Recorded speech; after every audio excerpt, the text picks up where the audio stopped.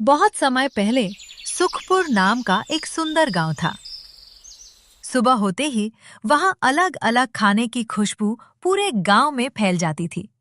कहीं चाय बन रही होती, कहीं मटन, तो कहीं ढाबों पर तड़का लग रहा होता।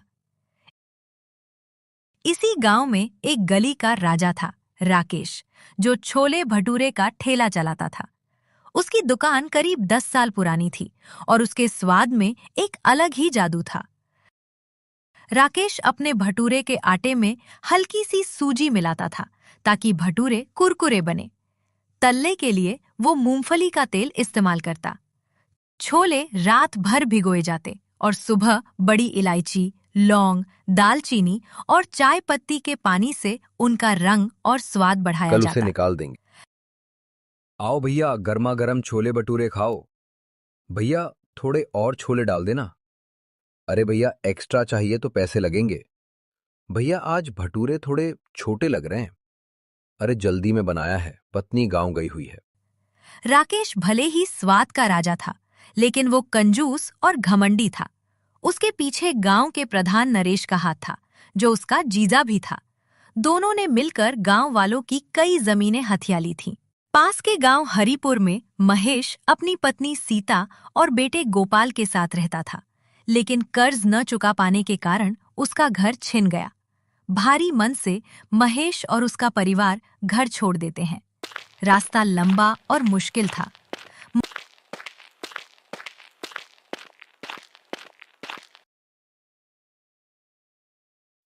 भैया, यहां रहने की कोई व्यवस्था है?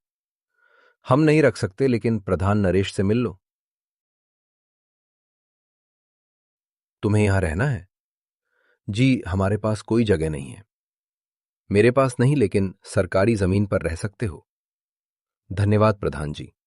महेश और सीता उस जमीन पर एक छोटी सी झोपड़ी बना लेते हैं।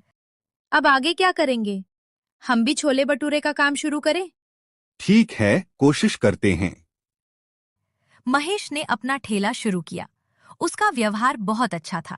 धीरे धीरे उसकी दुकान पर भीड़ बढ़ने लगी। भैया, थोड़ा और छोले ले लीजिए, पैसे की चिंता मत करो। जीजा जी, उसने मेरा धंधा खत्म कर दिया। कल उसे निकाल देंगे। मेरी ही गलती है, मुझे उसे रहने के लिए जगह नहीं देनी चाहिए थी।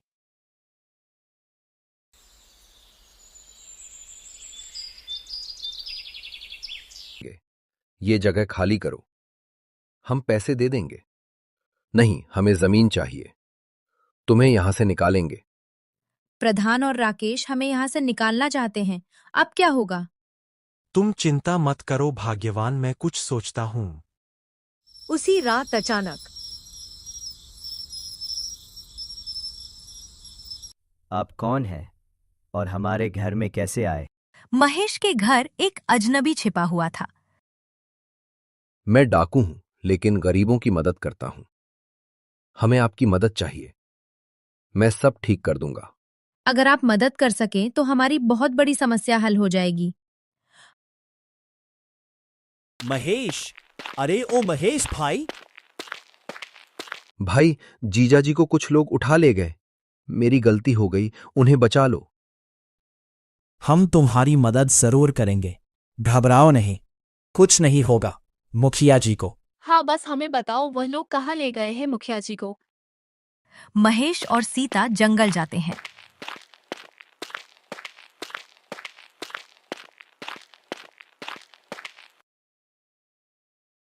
तुम यहां क्यों आए? हम प्रधान को छुड़ाने आए हैं। देखो, जिनको तुमने सताया वही तुम्हें बचाने आए हैं। मुझे माफ कर दो, मैं गलत था। अब हम सब मिलकर रहेंगे। अगले दिन से महेश और राकेश मिलकर अपना अपना ठेला चलाने लगे।